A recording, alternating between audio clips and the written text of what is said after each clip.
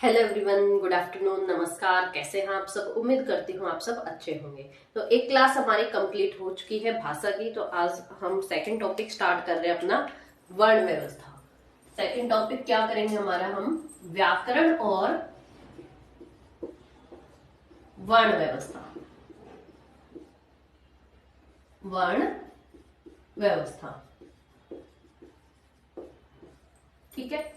व्याकरण, व्याकरण क्या होता है बच्चों? ये हमने फर्स्ट क्लास में भी डिस्कस किया था, फिर कर लेते हैं। व्याकरण, व्याकरण की परिभाषा क्या रहेगी? व्याकरण की परिभाषा क्या रहेगी? देखिए, मैंने एक सेंटेंस लिखा, वे स्कूल जाता है। मैंने लिखा वे स्कूल जाता है। क्या ये सेंटेंस सही है? नहीं। तो आप क्या कहेंगे बच्चे? नहीं। क्यों? क्योंकि यहां क्या आना चाहिए था? जाते। क्यों आना चाहिए था जाते? वे क्या है? बहुवचन। वे बहुवचन है तो जो क्रिया है वो भी किस रूप में आएगी? बहुवचन के रूप में आएगी। तो ये बात हमें किसने बताई? व्याकरण ने बताई कि यहाँ अगर बहुवचन है तो क्रिया भी कैसी आएगी? बहुवचन। यहाँ पुल्लिंग है तो क्रिया भी किसके अकॉर्डिंग आएगी? पुल्लिंग के अकॉर्डिंग। क्लियर? तो यहाँ है बहुवचन, क्रिया यहाँ बहुवचन आ रही है। ये बातें हमें कौन बता रहा है? व्याकरण बता रहा है। तो व्याकरण की क्या निकल के आई हमारे पास? व्याकरण वह शास्त्र है, व्याकरण वह शास्त्र है जिसके द्वारा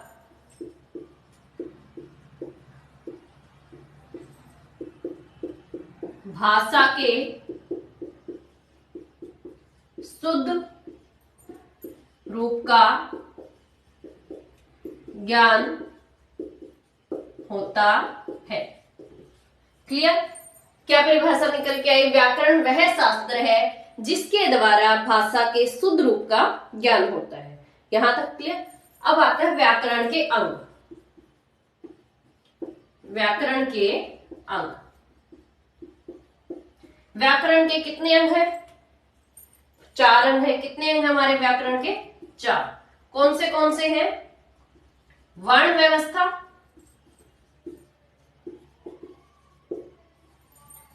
शब्द व्यवस्था, पद व्यवस्था और वाक्य व्यवस्था। हमारी व्याकरण के कितने अंग हैं? 4 अंग हैं। वर्ण व्यवस्था, शब्द व्यवस्था, पद व्यवस्था और वाक्य व्यवस्था। कैसे वर्ण व्यवस्था? ये देखिए, वे स्कूल जाते हैं। हमने क्या लिखा? वे स्कूल जाते हैं। तो इसमें सबसे पहले हमने लिखा वे। स्कूल लिखने के लिए पहले हमने लिखा स, फिर लिखा कु, फिर लिखा ल। तो ये अलग अलग, ये क्या है? ये अलग अलग वर्ण है हमारे।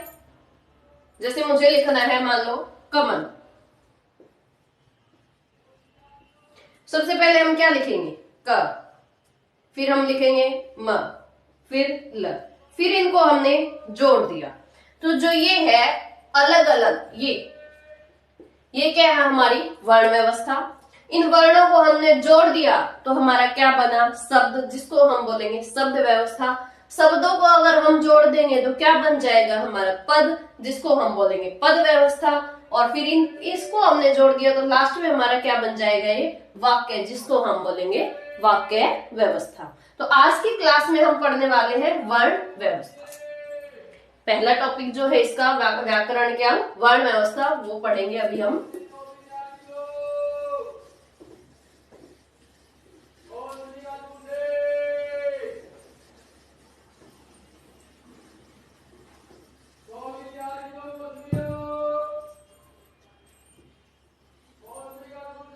वर्ण व्यवस्था, वर्ण क्या होता है? पहले मुझे ये बताओ बच्चों, वर्ण माला। सबसे पहले मुझे बताओ वर्णमाला क्या होती है? वर्णमाला क्या होती है? वर्णों के व्यवस्थित समूह, वर्णों के व्यवस्थित समूह को हम क्या बोलते हैं? वर्णमाला। अब ये वर्ण क्या होता है? वर्णमाला तो हमने बोल दिया कि वर्णों के व्यवस्थित समूह को हम क्या बोलेंगे? वर्णमाला। अब ये वर्ण जो है, ये वर्ण क्या होता है ये देखिए। उससे पहले मुझे बताइए, अक्षर, वर्ण और ध्वनि,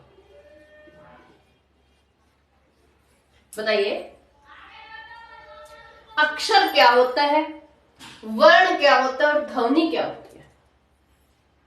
अब मान लो मैंने एक शब्द लिख दिया मोहन। क्या लिखा हमने? मोहन। तो ये हमारा क्या है? एक शब्द है। क्या है? शब्द है। मोहन एक शब्द है। अब इसके टुकड़े कीजिए। इसमें बताइए मुझे सबसे छोटा कौन है? आप टुकड़े करेंगे, मो, ह, न।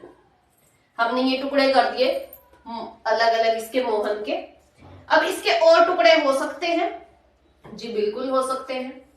क्या टुकड़े होंगे? देखो, मैं को हम लिखेंगे म प्लस ओ, ह को हम लिखेंगे ह प्लस अ, न को हम लिखेंगे न प्लस अ। क्लियर? क्या इसके भी अब हम टुकड़े कर सकते हैं? नहीं। तो ये क्या है? हमारे वर्ण है। ये क्या है? हमारा मो। ये वर्ण है, इसके हमने टुकड़े कर दिए। ये मो क्या था? हमारा वर्ण। म क्या है? हमारा व्यंजन। और ओ क्या है? हमारा स्वर। वर्ण किसको बोलेंगे हम? व्यंजन और स्वर। ठीक है? व्यंजन और स्वर के मेल से व्यंजन, व्यंजन को हम हल भी बोलते हैं। व्यंजन को हम हल भी बोलते हैं। क्यों? क्योंकि व्यंजन के नीचे हलंत लगता है। ये वास्तविक व्यंजन है। ये म, ये ह और ये न, ये वास्तविक व्यंजन है। इनको हम डायरेक्ट बोल नहीं सकते विदाउट स्वर की हेल्प के। बिना स्वर की मदद के हम इनको नहीं बोल सकते। आप बोल के देखिए, क हलंत है, इसको बोल के देखिए। आप बोल पाएंगे? नहीं। हम बोलेंगे क, ए की साउंड जरूर आएगी। ख, ग, ए की साउंड आ रही है। आ रही है ना? तो इसका मतलब जो है व्यंजन जो है वो स्वर की सहायता से बोले जाते हैं। व्यंजन स्वर की सहायता से बोले जाते हैं। वास्तविक व्यंजन ये होता है, पर हम इसको डायरेक्ट बोल नहीं सकते। इसीलिए इसको हम किसकी हेल्प से बोलते हैं? स्वर की हेल्प से बोलते हैं। जो भी व्यंजन है सब में आपको ये मिलेगा। इस तब बनेगा ये क। की लिखना हो तो कैसे लिखेंगे आप? क प्लस छोटी है, छोटी, इस टाइप से जो साउंड आ रही है वो लास्ट में, पर ये तो आएगा हलंत जरूर। ठीक है? तो जो ये था वर्ण, वर्ण को हमने लिखा व्यंजन प्लस स्वर। अब देखिए अक्षर, ए का मतलब क्या होता है? ना। ए का मतलब ना, अक्षर मतलब जिसका श ना हो उसके, यानी जिसके टुकड़े ना हो उसके। जिसके टुकड़े ना हो उसके वो क्या रहेगा? हमारा अक्षर। क्या अक्षर को हम वर्ण बोल सकते हैं? बिल्कुल नहीं। क्या अक्षर को हम ध्वनि बोल सकते हैं? बिल्कुल नहीं। अक्षर को हम ना वर्ण बोल सकते हैं ना ध्वनि बोल सकते हैं। तो वर्ण क्या होता है फिर? वर्ण वह छोटी इकाई है जिसके हम टुकड़े ना कर सके। वर्ण क्या है? भाषा की सबसे लिखित रूप से सबसे छोटी इकाई है। वर्ण क्या है? लिखित रूप से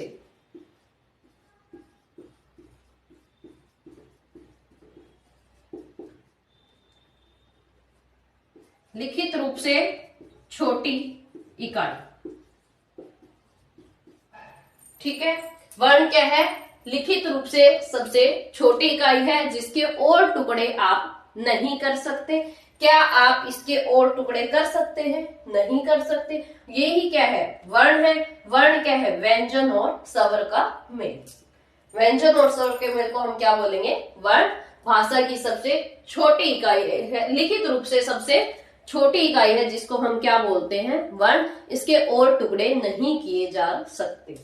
ध्वनि, ध्वनि क्या होगी? मौखिक रूप से। ध्वनि क्या होगी? मौखिक रूप से छोटी इकाई। समझिए इसको कैसे, जो मैं लिख रही हूं वो लिखित रूप से छोटी इकाई, और जो मैं आपको बोल के बता रही हूं वो मौखिक रूप से छोटी इकाई है। ध्वनि क्या है? मौखिक रूप से सबसे छोटी इकाई, और वर्ण क्या है? लिखित रूप से सबसे छोटी इकाई। जो मैं बोल रही हूं आपके सामने क, ख, ग, जो भी हम बोल रहे हैं वो मौखिक रूप से है, और जो हम लिख रहे हैं वो लिखित रूप से सबसे छोटी इकाई है। क्लियर यहां तक? और व्यंजन को हम हल बोलते हैं। क्यों बोलते हैं? क्योंकि हलंत होता है। वास्तविक जो व्यंजन है वो ऐसे होते हैं, क, ख, ग, ऐसे होते हैं, पर इनको हम बिना स्वर की मदद के बोल नहीं पाते हैं, इसलिए इनको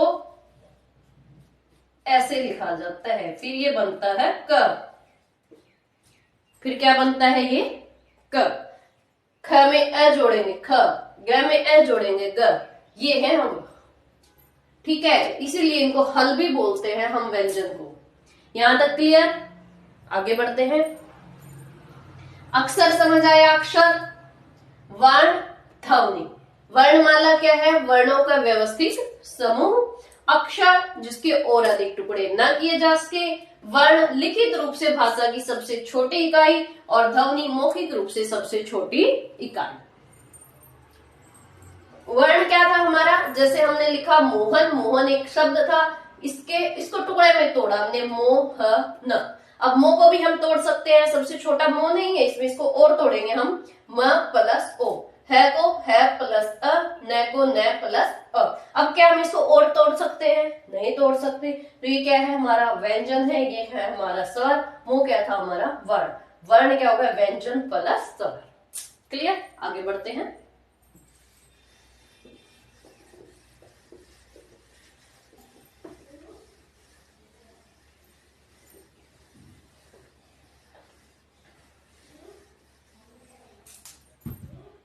वर्ण क्या था हमारा?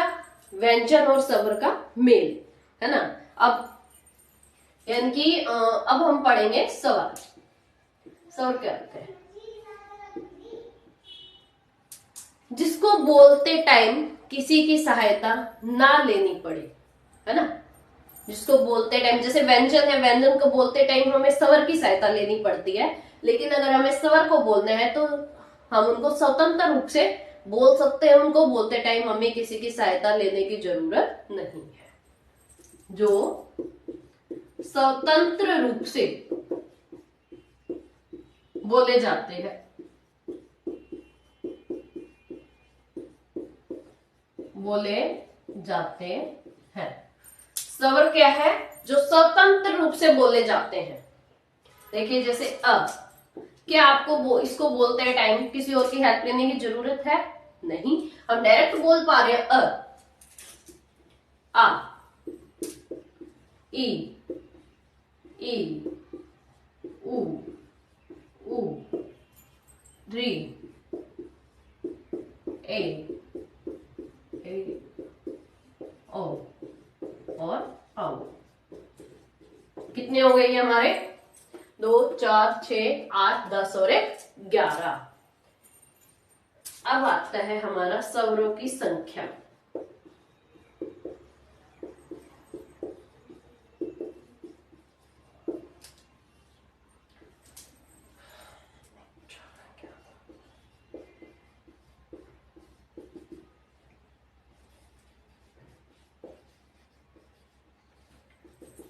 बताइए, स्वर क्या है?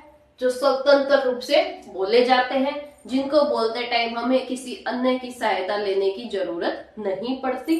ये है हमारे स्वर ए, आ, ई, उ, री, ए, आई, ओ। अब देखिए स्वरों की संख्या कितने लिखे मैंने? 11। अब यहां देखिए उच्चारण के आधार पर कितने स्वर हैं? क्या 11 ही है? बिल्कुल नहीं है। क्यों नहीं है? ये देखिए अ, आ। अब ये देखना आपको यहां कहीं व्यंजन की साउंड आ रही है क्या? बोल के देखो, ई, उ, री। इसको हम कैसे बोलेंगे? री। साउंड यही निकल रही है। उच्चारण के आधार पर बताना है हमें, तो हम उच्चारण करके देख रहे हैं री, ये क्या है? व्यंजन। रे से ही तो बना है, तो रे को हम कैसे लिखते हैं? र प्लस अ। रे को हम ऐसे ही लिखेंगे, री लिखना है तो हम ऐसे लिख देंगे, र प्लस ई। ये बन गया हमारा र और ये बन गया हमारा री। अब देखिए, हमें बताना था उच्चारण के आधार पर, हमने बोल के देखा ये री, री क्या है? व्यंजन की साउंड आ रही है, र प्लस अ, र से ही तो री बना है, र प्लस ई हम ऐसे लिख सकते हैं री। तो इसको बोलते टाइम हमें अन्य स्वर की सहायता लेनी पड़ रही है, और ये क्या है? हमारा व्यंजन। और व्यंजन को बोलते टाइम हमें किसकी सहायता लेनी पड़ रही है? स्वर की। तो ये स्वर कैसे हो सकता है? हमने स्वर की डेफिनेशन क्या बताई, जो स्वतंत्र रूप से बोले जाते हैं। क्या डेफिनेशन था? जो स्वतंत्र रूप से बोले जाते हैं। यहाँ क्या निकल गया हमारा? री। इसका मतलब ये कि ये उच्चारण में काउंट नहीं होगा, क्योंकि यहां से क्या निकल के आ रहा है? व्यंजन। और व्यंजन को बोलते टाइम हमें किसकी सहायता लेनी पड़ रही है? स्वर की। तो ये उच्चारण के टाइम पे जो स्वरों की संख्या उसमें काउंट नहीं होगा। तो बाकी कितने बच जाएंगे हमारे? 10। क्लियर? अब आता है लिखित। लिखित रूप में स्वर कितने हैं? लिखित रूप में स्वर कितने हैं? 13। वो कैसे? लिखित रूप में स्वर 13 कैसे हैं? दो और होते हैं जिनको हम क्या बोलते हैं? अंग और अह। ये क्या है? अनुस्वार। ये क्या है? अनुस्वार। और ये क्या है हमारा? विसर्ग।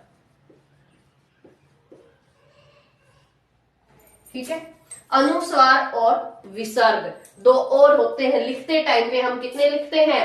13 लिखते हैं। स्वरों की संख्या है 11, उच्चारण करेंगे तो 10, लिखित रूप से देखेंगे तो है हमारे 13 है, क्योंकि अंग और अह, अनुस्वार और विसर्ग दो और ऐड हो जाते हैं। और इन दो को ही हम क्या बोलते हैं? अयोगवाह। क्या बोलते हैं हम इनको? अयोगवाह। पूछा जाता है कि अयोगवाह कौन से हैं? तो दो होते हैं हमारे, अनुस्वार और विसर्ग। यहां तक क्लियर सभी बच्चों को?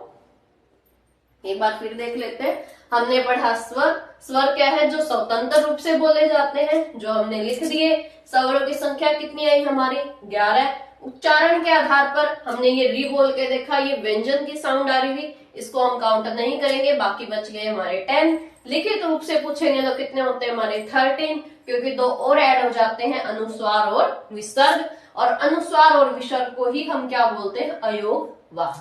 क्लियर यहां तक? मात्रा के आधार पर, मात्रा के आधार पर स्वर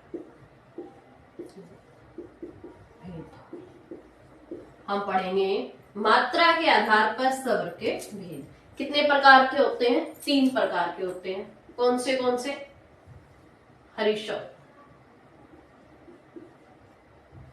3, हर्षौ स्वर, दीर्घ स्वर, और नंबर 3 पे आता है हमारा पलुत। मात्रा के आधार पर स्वर के 3 भेद हैं, हर्षौ, दीर्घ और पलुत। हर्षौ को क्या बोल सकते हैं हम? छोटा।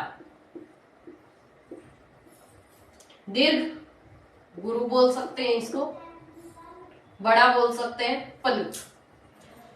हर्षौ को एक चीज और बोल सकते हैं, एक मात्रा वाले, एक मात्रिक। इसको हम बोल सकते हैं द्विमात्रिक,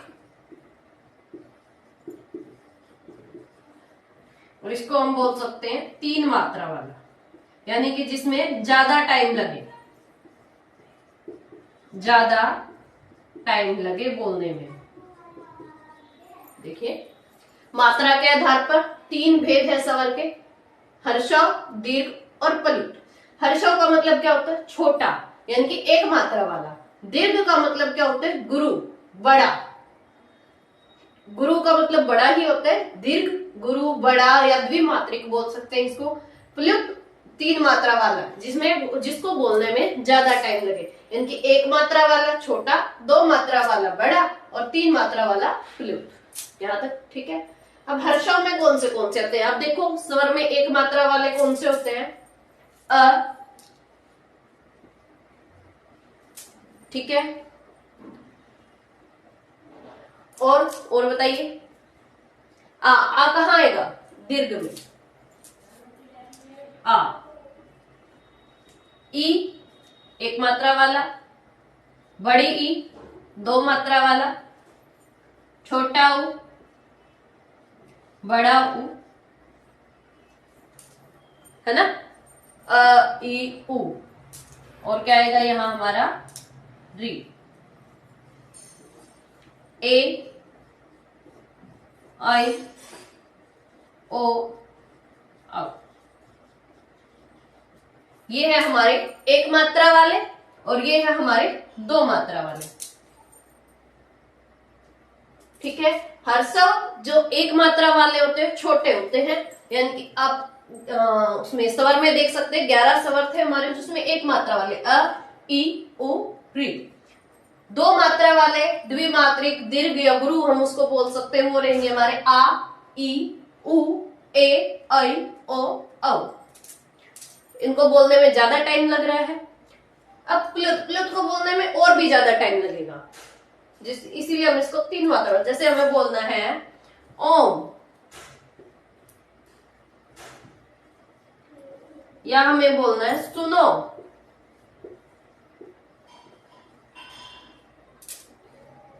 ठीक है।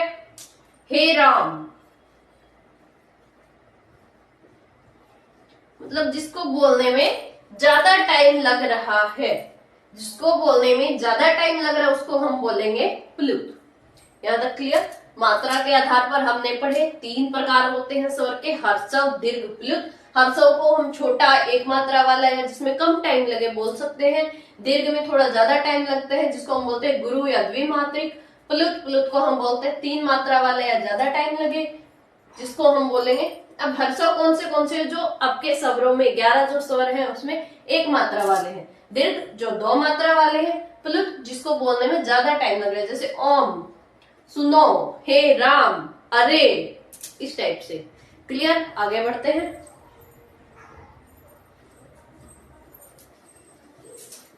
फिर आता है जिह्वा के आधार पर। जिह्वा के आधार पर, यानी कि जीभ के आधार पर। इसके आधार पर कितने थे? जीवा में देखो कितने हैं? 3 अक्षर है, तो हम कितने हो जाएंगे? यहाँ भी 3। जीवा के आधार पर कितने हैं? 3। यहाँ 1 2 3, तो याद रख लेंगे आप 3। जीवा के आधार पर कितने हैं हमारे स्वर? 3 है। कौन से हैं? अग्र, मध्य और पश्च। अग्र, मध्य और पश्च। अग्र जो हमारे जीभ के अगले हिस्से की सहायता से बोले जाते हैं, मध्य जो बीच में से, और पश्च जो जीभ के पीछे से जिनकी साउंड निकलती है। अग्र में कौन से आएंगे हमारे? ई,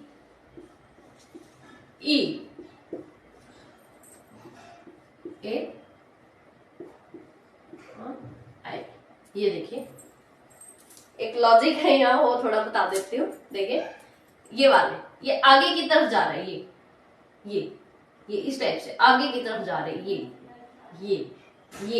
ये वाले आएंगे हमारे अग्र में। ये कोई वो नहीं है, सिर्फ एक लॉजिक है, आपको आप इस तरीके से याद रख सकते हैं कि जो ये वाले जो नीचे आ रही है, ये आगे की तरफ जा रहा है, ये आगे की तरफ जा रहा है ना, ये यहां से ये ऐसे वाले, ये तो आप इसको बोल सकते हैं ये अग्रम। ठीक है, या आप बोल के देख सकते हैं जीभ के आधार पर, जो हमें बताना है जीवा या जीभ के आधार पर अग्र, यानी जो हमारे जीभ के अगले हिस्से से बोले जाते हैं, आप बोल के देख सकते हैं ई, ई, ए, आई, बिल्कुल अगले हिस्से से। मध्य से कौन बोला जाएगा? अ, बोल के देखिए अ, बिल्कुल बीच से साउंड आ रही है अ। मध्य को ही हम बोल देते हैं उदासीन, उदासीन, उदास रहता है, ये बीच में बैठा रहता है, आप ऐसे याद रख लेना। मध्य, मध्य को बोलते हैं उदास, उदास है, बीच में बैठा हुआ है ताकि किसी को दिखे ना। और ये क्या है? अ।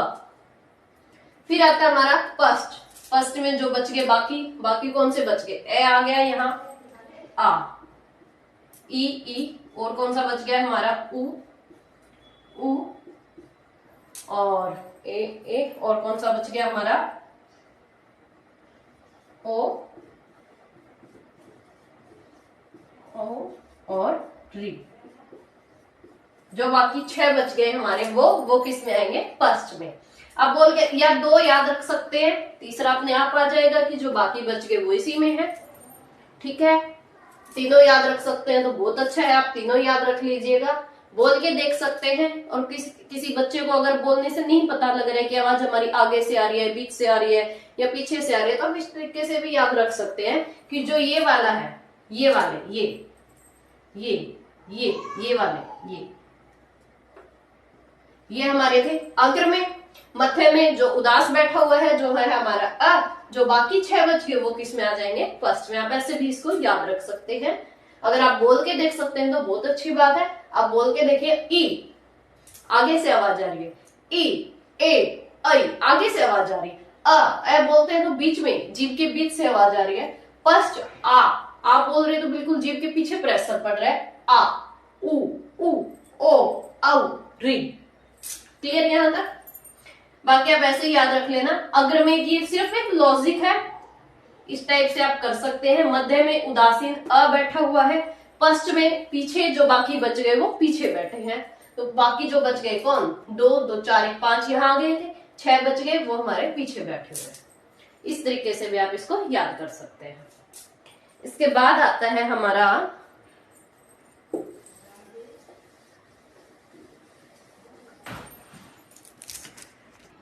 स्थिति के आधार पर। होठ कितने होते हैं हमारे? 2, तो ये भी कितने हो जाएंगे? 2। होठों की स्थिति के आधार पर स्वर कितने होते हैं? 2 प्रकार के होते हैं। होठ हमारे 2 है, लिप्स आपके 2 है, तो 2 हो जाएंगे। नंबर 1 कौन सा हो जाएगा आपका? वृत्तमुखी। और नंबर 2 हो जाएगा हमारा अवृत्तमुखी।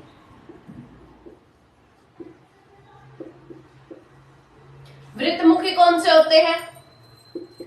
जिनको बोलने में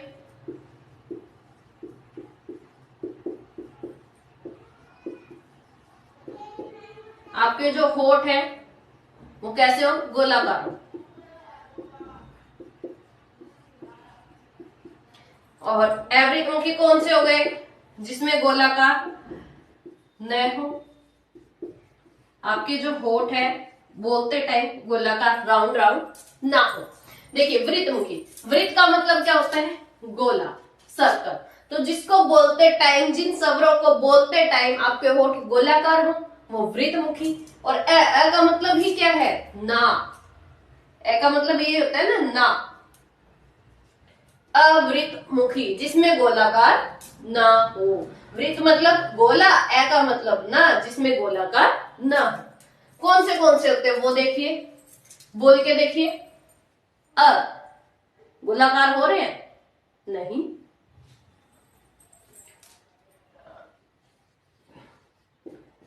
आ सीधा बोला हमने, कोई गोलाकार नहीं हो रहा है। ई में गोला बन रहा है? नहीं। बड़ी ई? नहीं। ऊ, देखिए ऊ, होठ आपके कैसे हो रहे? गोल, गोलाकार हो रहे ना। ऊ, तो वृत्तमुखी में आएगा ऊ। बड़ा ऊ की फैमिली का ही है, बड़ा ऊ। उसके बाद ओ,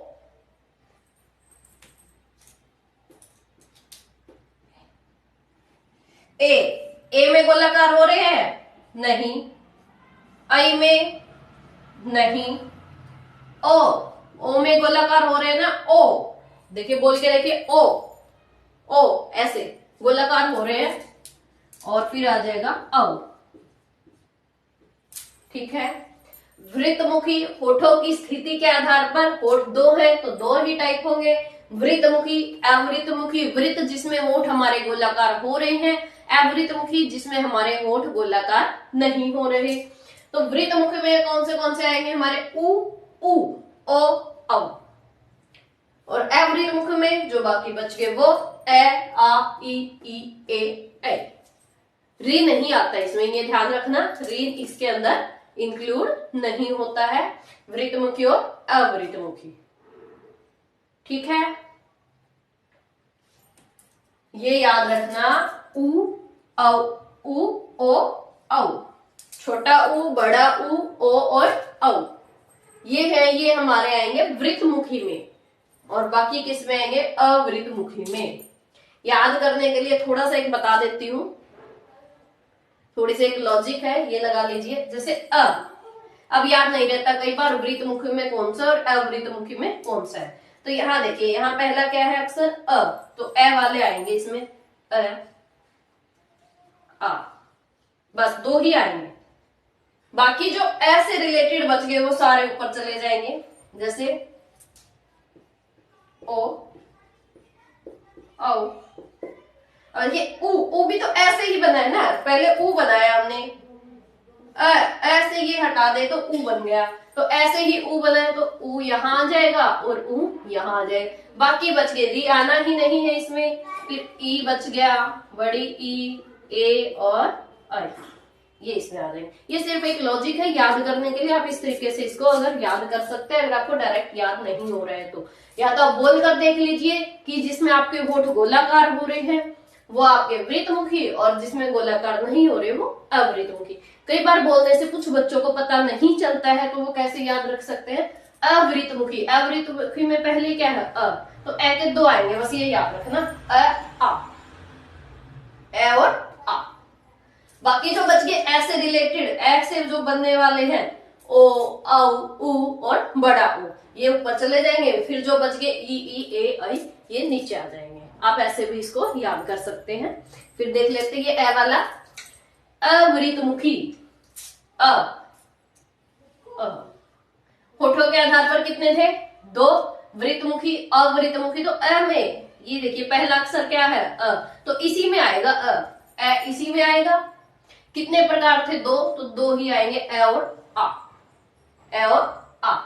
फिर इसके बाद जो बच गए ए जैसे, जो ए की फैमिली के हैं वो है ओ, औ, उ और बड़ा उ, वो ऊपर चले जाएंगे। बाकी बचे हुए आप नीचे लिख देना। क्लियर यहां तक? आगे बढ़ते हैं।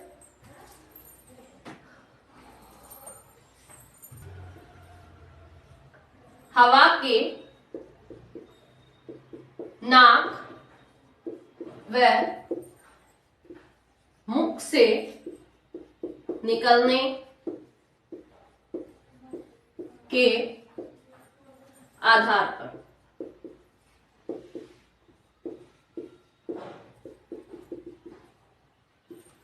हवा के नाक व मुख से निकलने के आधार पर स्वर कितने प्रकार के होते हैं? 3 प्रकार के।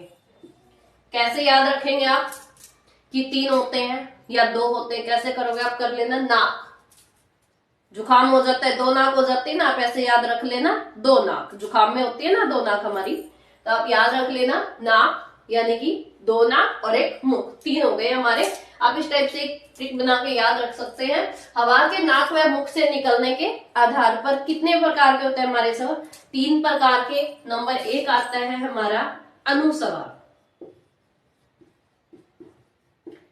अनुस्वार। 2 पे आता है हमारा अनुनासिक।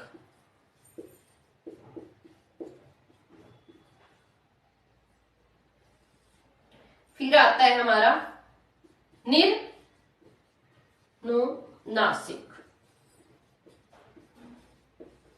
पहले नाम याद रख लीजिए, अनुस्वार, अनुनासिक, निर्नुनासिक। कैसे?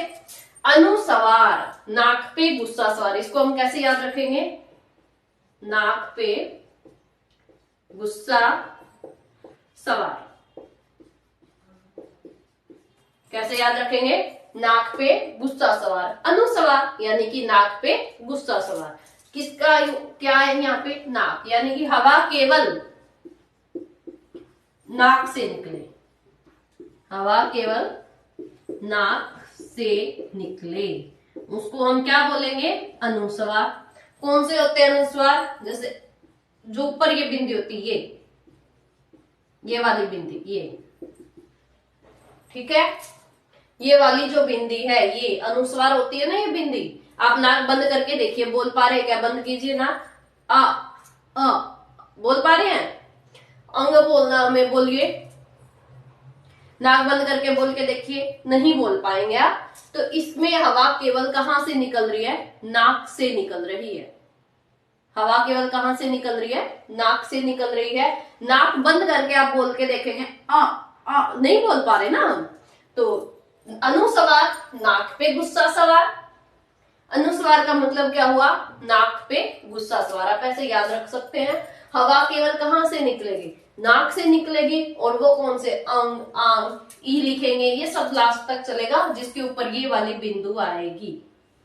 ठीक है, इसको हम बोलते हैं अनुस्वार। अनुनासिक, अनुनासिक में क्या हो जाएगा? नाक और मुख दोनों। हवा कहां से निकलेगी? नाक व मुख दोनों से निकलेगी, दोनों से निकले। हवा कहां से निकलेगी? नाक और मुख दोनों से। इसमें कौन से आ जाएंगे हमारे? देखिए, नाक और मुख दोनों से निकल रही है, दो बिंदु। दो बिंदु में आप क्या याद रखेंगे? चंद्र बिंदु। एक ये और एक ये बिंदी। आप दो बिंदी से याद रखेंगे। नाक और मुख दोनों से निकल रही है, तो दोनों से निकल रही है तो दो बिंदु। दो बिंदु में कौन सा हमारा? चंद्र बिंदु। ठीक है, ये इस टाइप से। क्लियर? फिर आता है निर्नुनासिक। अब देखो, केवल नाक से निकल गई हवा, नाक और मुख दोनों से निकल गई। अब कौन सा बच गया हमारा? मुंह बच गया, तो मुख से निकलेगी। निर का मतलब उसके बिना। नासिक, नाक, नाक के बिना। नाक के बिना कहां से निकलेगी? फिर मुख से। तो यहां लिखेंगे हवा केवल मुख से निकले। इसमें आ जाएंगे हमारे सारे आ, छोटी ई, बड़ी ई, ये आ जाएंगे हमारे सारे। क्लियर? हवा के नाक व मुख से निकलने के आधार पर तीन है। कौन से? अनुस्वार, अनुनासिक, निर्नुनासिक। हवा या तो केवल नाक से निकलेगी, या मुख से निकलेगी, या दोनों से निकलेगी। तो अनुस्वार, नाक पे गुस्सा सवार, यानी कि केवल नाक से। नाक से जिसपे ये बिंदी आएगी अनुस्वार की, ये। अनुनासिक, नाक और मुख दोनों से। दोनों में दो आ रहे हैं ना यहाँ, दोनों, तो दो बिंदी आएंगी, यानी कि चंद्र बिंदु वाले। निर्नुनासिक, हवा केवल मुख से निकले। निर मतलब उसके बिना, नासिक मतलब नाक, यानी कि नाक के बिना। नाक के बिना कहां से निकले? केवल मुख से। मुख से निकलेगी तो ये सारे ही आ जाएंगे, ए, आ, ई, उ। क्लियर? यहां तक? आगे बढ़ते हैं।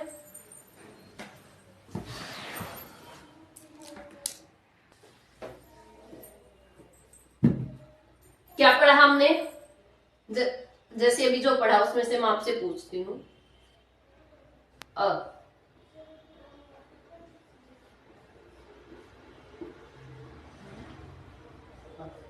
बताइए, ये किस में जाएगा?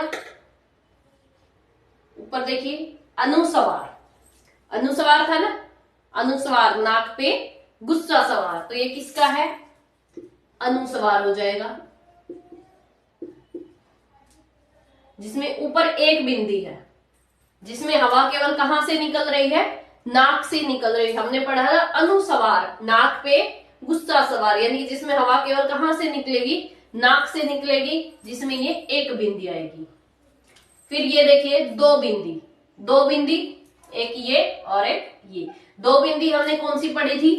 नाक और मुख दोनों से हवा निकल रही है तो 2 बिंदी, यानी कि नाक और मुख दोनों से हवा निकल रही है तो क्या हो जाएगा, अनुनासिक। ये क्या है, अनुनासिक।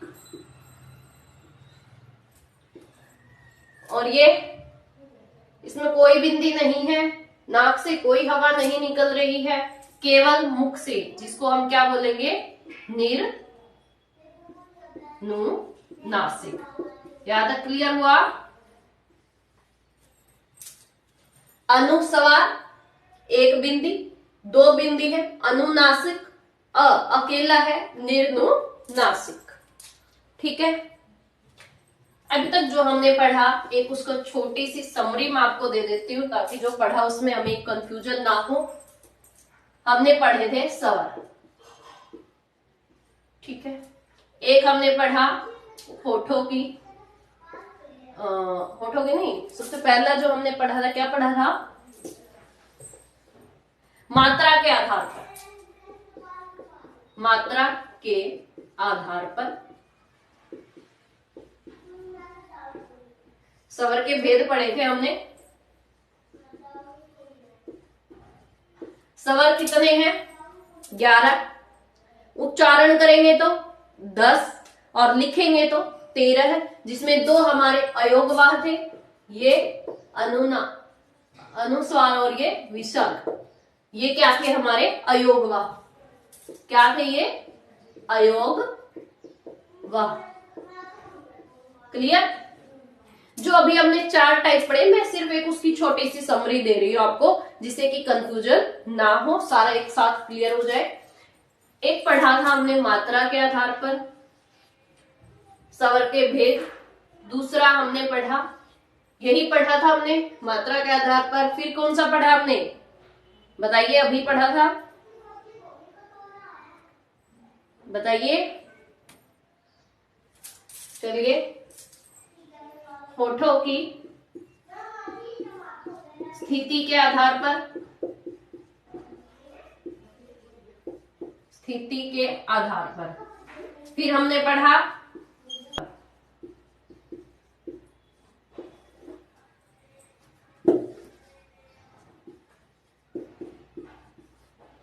कौन सा, 4 है, 3 पे आएगा हमारा होठों की स्थिति के आधार। ये देखिए हमने पढ़ा था स्वर। स्वर किसको बोलते हैं, जो स्वतंत्र रूप से बोले जाते हैं, जिनको बोलने के लिए किसी की सहायता ना लेनी पड़े। स्वर होते कितने हैं, 11, उच्चारण करें तो कितने होते हैं, 10, और लिखने में लिखे तो स्वर कितने होते हैं हमारे, 13। फिर आते हैं स्वरों का वर्गीकरण, मात्रा के आधार पर, जिह्वा के आधार पर, होठों की स्थिति के आधार पर, हवा के नाक व मुख से निकलने के आधार पर। देखिए ये हमने पढ़ लिया है, एक समरी है सिर्फ। मात्रा के आधार पर कौन से थे, हरीशव, दीर्घ और प्लूत। हर्षव में कौन से थे, जो एक मात्रा वाले होते हैं, जो छोटे होते हैं, है ना। आ दीर्घ में चला जाएगा, ई, बड़ी ई यहां आ जाएगा, छोटा ऊ, बड़ा ऊ, और ए, आई, ओ और औ। री यहां रहेगा, ठीक है। हर्षव, हर्षव का मतलब क्या था, छोटा, एक मात्रा वाला, जैसे अ, ई, उ, री, ये क्या है, एक मात्रा वाले हैं। दीर्घ, बड़ा, या जिसको हम गुरु भी बोल सकते हैं, आ, ई, बड़ा उ, ए, आई, ओ, औ। ये देखिए एक मात्रा ये रही, एक ये रही, ये देखिए बड़ा है ना, ये मात्रा, ये और ये मात्रा है दीर्घ, यानी कि 2 मात्रा वाले बड़े। प्लुत, जिसको बोलने में ज्यादा टाइम लग रहा है, जैसे ओम, जिसको हम 3 मात्रा वाला भी बोल सकते हैं, जिसको बोलने में ज्यादा टाइम लग रहा है, वो क्या हो जाएगा हमारा प्लुत। जीवा के आधार पर था हमारा अग्र, मध्य और पश्च। जीवा के आधार पर था हमारा अग्र, मध्य और पश्च। अग्र में कौन से आएंगे? पहले तो मध्य बताओ। मध्य को क्या बोलते हैं? उदासीन, जो बीच में उदास बैठा हुआ है। कौन था वो हमारा? अ। बीच में उदास कौन बैठा हुआ था? हमारा अ। अग्र में कौन से आएंगे? ई। ई। अग्र में कौन से आएंगे? छोटी ई, बड़ी ई। ये देखिए, याद आ रहा है कुछ? इस टाइप से बताया था मैंने, ये वाले, ये और ऐसे किस में करते हैं हम? एक और ए में और आई में। ठीक है, ये हो गए हमारे अग्र के। अग्र में क्या था? छोटी ई, बड़ी ई, ए और आई। ठीक है, मध्य में आ गया हमारा अ। बच गया कौन सा? पश्च। जो बाकी बच गए देखिए, 1 2 3 4 5, 5 यहाँ उसके टोटल थे 11। जो बाकी 6 बच गए वो यहां आ जाएंगे। कौन से बच गए? आ, ई आ गया, उ, बड़ा उ, ए, आई, औ, औ और री। क्लियर हुआ? जीवा के आधार पर 3 थे। जीवा, जी ह वा, 3। कितने होते हैं? 3। ठीक है, जीवा के आधार पर 3। अग्र, मध्य, पश्च। मध्य में उदास कौन बैठा हुआ है? अ। अग्र में कौन आ जाएगा फिर हमारा? जो ये वाले हैं, ये ई, बड़ी ई, ए, आई। पश्च पीछे जो बाकी बच गए 6, वो सारे पीछे बैठे हुए हैं। पश्च में आ, उ, बड़ा उ, ओ, औ और री। फिर आता है होठों की स्थिति के आधार पर। होठों की स्थिति के आधार पर 2 प्रकार थे। होठ 2 होते हैं आपके, 2 प्रकार हैं, वृत्तमुखी और अवृतमुखी।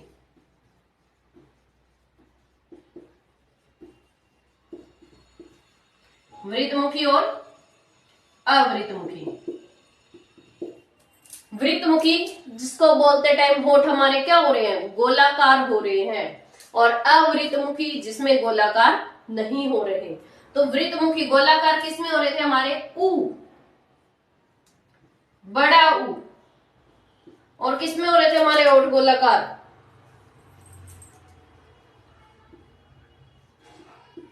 ओ और औ। ठीक है, ये इसके साथ ही ये कैसे आया, इसको थोड़ा सा मैं बाद में एक्सप्लेन करके बताऊंगी आपको। ये अभी बता देती हूँ। देखिए, औ ये किससे बनता है? कैसे बनाए? अ में छोटा उ जोड़ दिया तभी बना। औ कैसे बनेगा? अ में बड़ा उ जोड़ दिया।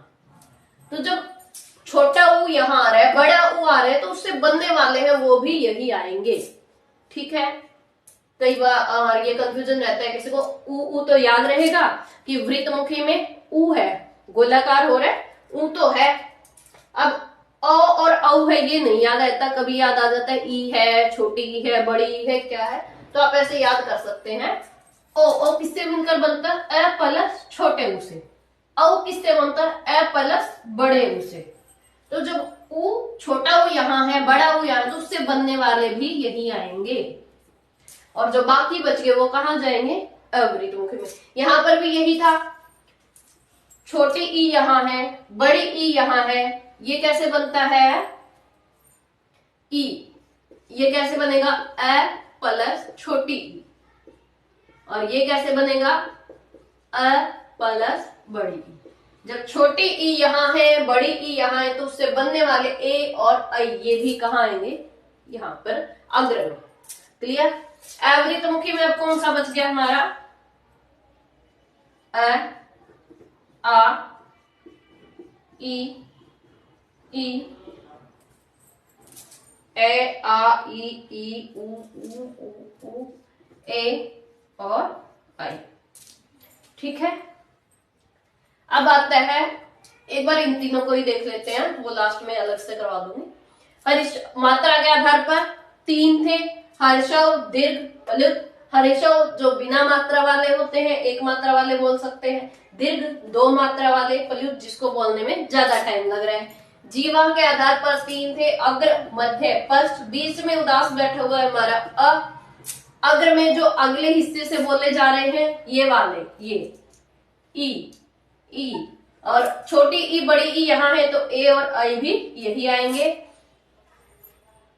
पश्च में आ गया हमारा जो बाकी बचे हुए 6 थे, 5 यहां हो गए थे, जो 6 बच गए वो हमारे पश्च में आ जाएंगे। फिर आता है हमारा होठों के आधार पर, होठ 2 हैं तो 2 ही टाइप होंगे, वृत्तमुखी और अवृत्तमुखी। वृत्तमुखी में कौन से आ जाएंगे, जिसको बोलने में होठ गोलाकार हो रहे हैं, ऊ। आपको याद आ गया कि ऊ में तो गोलाकार हो रहे हैं, तो ऊ की फैमिली यानी कि जो ऊ से बनने वाले हैं वो सारे किसमें आएंगे, वृत्तमुखी में। छोटा ऊ, बड़ा ऊ, और ये भी तो ऊ से ही बना है, अ और औ, ये 4, ये किस में आ जाएंगे, वृत्तमुखी में। अवृत्तमुखी में बाकी बचे हुए। फिर आता है हवा के नाक व मुख से निकलने के आधार पर। इसके कितने थे हमारे, 3। कितने थे, 3। अनुस्वार, जिसमें क्या था, नाक पर गुस्सा सवार, यानी कि हवा केवल कहां से निकलेगी, नाक से निकलेगी, जिसमें आएंगे हमारे ये वाले एक बिंदी वाले। अनुनासिक, हवा नाक व मुख दोनों से निकलेगी। हवा कहां से निकलेगी, नाक और मुख दोनों से निकलेगी, तो क्या आएंगी, 2 बिंदी।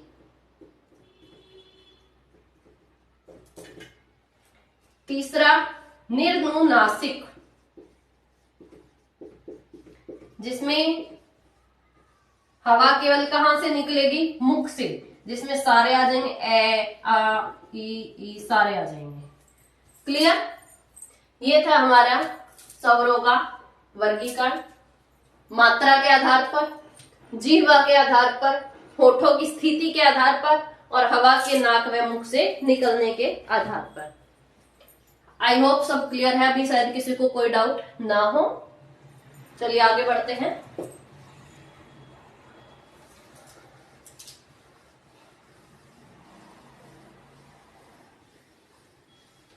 ऐसे अलग अलग करवाते हैं, समझ में तो आ जाते हैं, पर थोड़ा कुछ बच्चों को जो पहली बार पढ़ते हैं थोड़ा कंफ्यूजन रहता है कि किसमें क्या है, तो इसीलिए मैंने आपको थोड़ा टेबल बना के करवा दिया, ताकि आसानी से आपको डिफरेंस पता लग जाए और याद रहे कि किसमें क्या था। आगे देखते हैं, आगे आते हैं हमारा उच्चारण के आधार पर, ये मोस्ट इंपोर्टेंट है।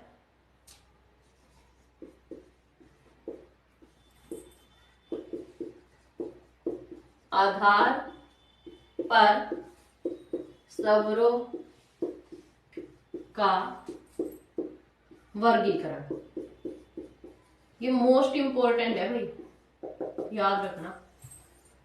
उच्चारण के आधार पर स्वरों का वर्गीकरण, देखिए कंठ सबसे पहले, फिर तालु, मूर्धा, फिर क्या आते हैं हमारे दंत, फिर कंठ तालव्य,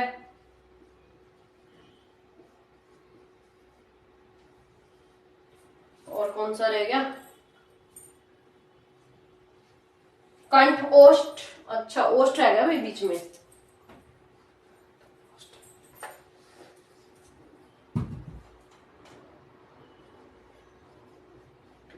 ओष्ठ, कंठ तालव्य, कंठोष्ठ,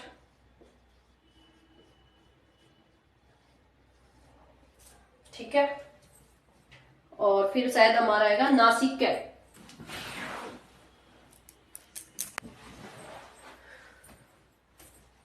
क्या था, कंठ, तालु, मूर्धा, दंत, ओष्ठ, कंठ तालव्य, कंठोष्ठ और नासिका।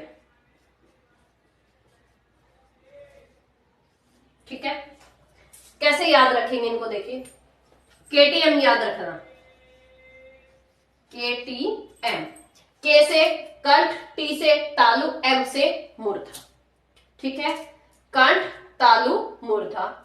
उसके बाद देखिए कंठ यहां से, फिर तालु, फिर मूर्धा, फिर क्या आएंगे हमारे दंत, फिर ओष्ठ। यहां तक तो सबको याद रहेगा। केटीएम याद रखना, के टी एम, फिर आएगा दंत ओष्ठ।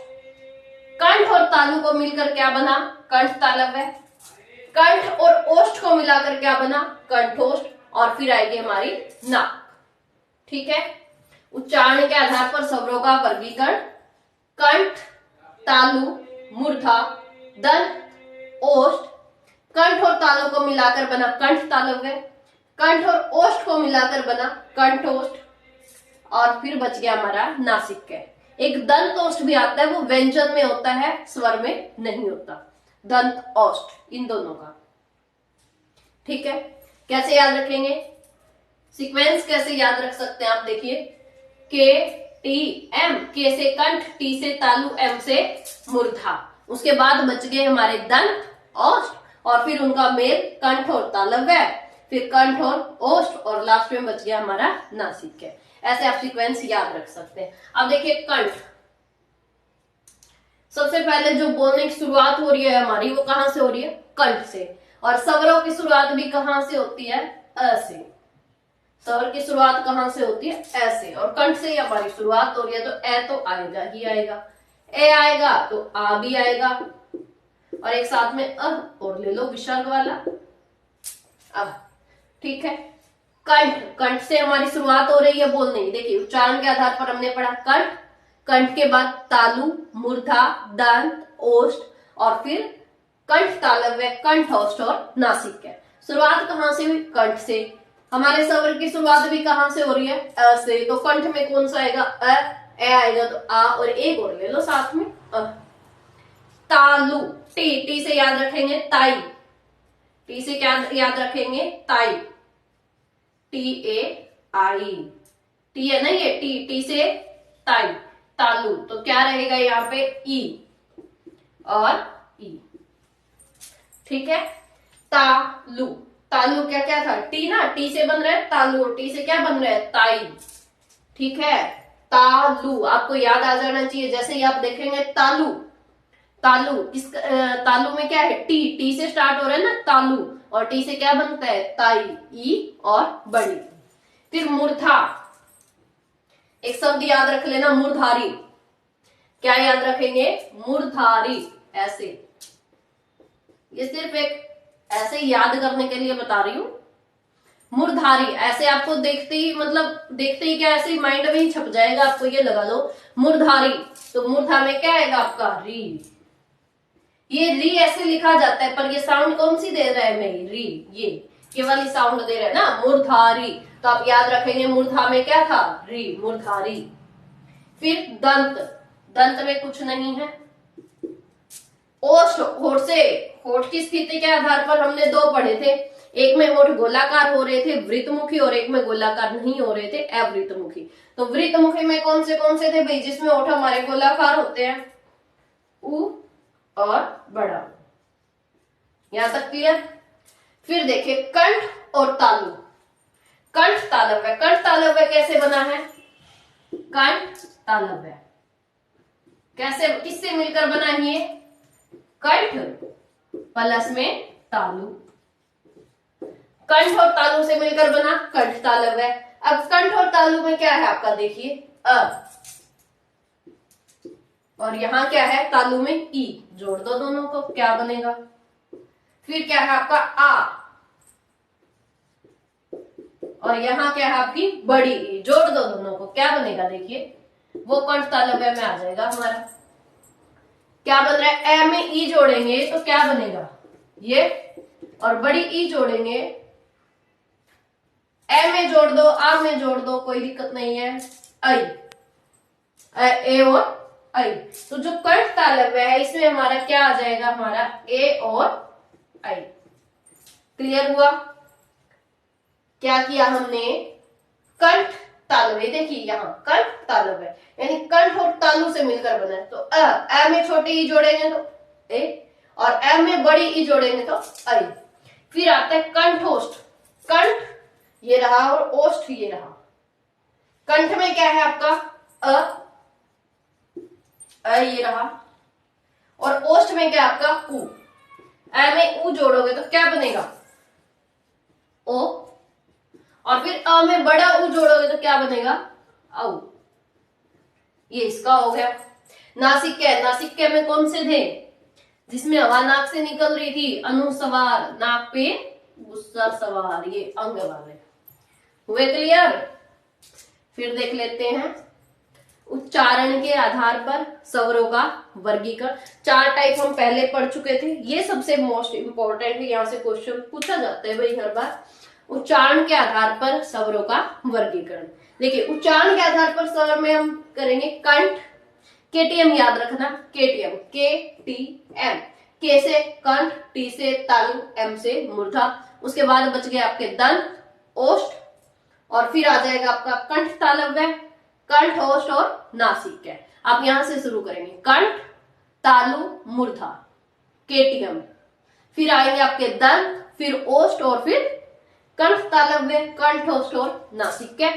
अब इसमें कैसे कैसे कंठ, कंठ से शुरुआत हो रही है हमारी बोलने की, और हमारे स्वर की शुरुआत कहां से होती है ऐसे, तो ए आ दोनों आएंगे, एह और साथ में ले लेना। तालु टी, टी से तालु, टी से ताई, ई, छोटी ई बड़ी ई दोनों किसमें आएंगी तालु में। इसको देखते ही मूर्धा, मूर्धा देखते ही आपके क्या दिमाग में आना चाहिए मूर्धारी, तो मूर्धा री, तो मूर्धा में क्या आएगा री। ये देखिए यहाँ पे ये मात्रा है ना छोटी री की मात्रा, और इसमें भी यहाँ ये री की मात्रा है, ठीक है मूर्धा री। दंत, दंत में कुछ नहीं है। ओष्ठ, होठ आपके गोलाकार हो रहे थे, छोटा उ और बड़ा उ। कंठ तालव्य, कंठ तालव्य, कंठ और तालु से मिलकर क्या बनेगा कंठ तालव्य। अ में ई जोड़ेंगे ए और आई। फिर कंठ ओष्ठ, कंठ में क्या जोड़ा हमने ओष्ठ, यानी कि अ में उ, अ और औ। बच गया नासिका, नासिका यानी कि नाक से बोले जा रहे हैं, जिसमें कि नाक पे गुस्सा सवार यानी कि अनुस्वार वाले, ये एक बिंदी वाले। क्लियर यहां तक सभी बच्चों को। आगे बढ़ते हैं।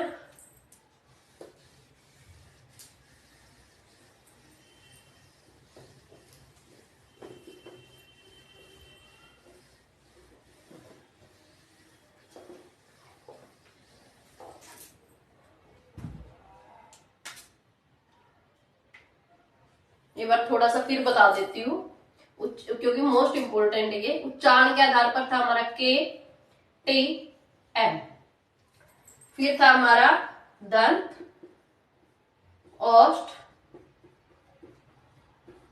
कंठोष्ठ नहीं कंठ तालव्य, कंठोष्ठ, और क्या बच गया हमारा नासिका। केटीएम, के से क्या बना कंठ, कंठ में क्या आएगा अ, आ और अ। टी में तालु, टी से ताई, ई और ई। एम में मूर्धा, मूर्धा में मूर्धारी री। दंत में कुछ नहीं। ओष्ठ, होठ गोल गोल हो रहे थे भैया आपके उ और बड़ा उ। कंठ तालव्य, कंठ और तालु यानी अ में ई जोड़ेंगे तो क्या बनेगा ऐ और ऐ। कंठ ओष्ठ, कंठ में ओष्ठ जोड़ेंगे यानी अ में उ जोड़ेंगे तो क्या बनेगा ओ और औ। कौन सा बच गया नासिका, नाक पे गुस्सा सवार यानी कि एक बिंदी वाला ये अनुस्वार। ऐसे आप याद कर सकते हैं इसको। क्लियर यहां तक। आगे देखिए, ये हमारा स्वर का जो टॉपिक था वो कंप्लीट हो चुका है। अब आगे जो पढ़ेंगे हम वो पढ़ेंगे हम व्यंजन। अगला जो टॉपिक रहेगा वो पढ़ेंगे हम व्यंजन का, जो कि हम पढ़ेंगे नेक्स्ट क्लास में। आज के लिए इतना ही। आई होप आपको क्लास अच्छी लगी होगी, और मिलते हैं कल नेक्स्ट क्लास में जिसमें हम पढ़ेंगे व्यंजन।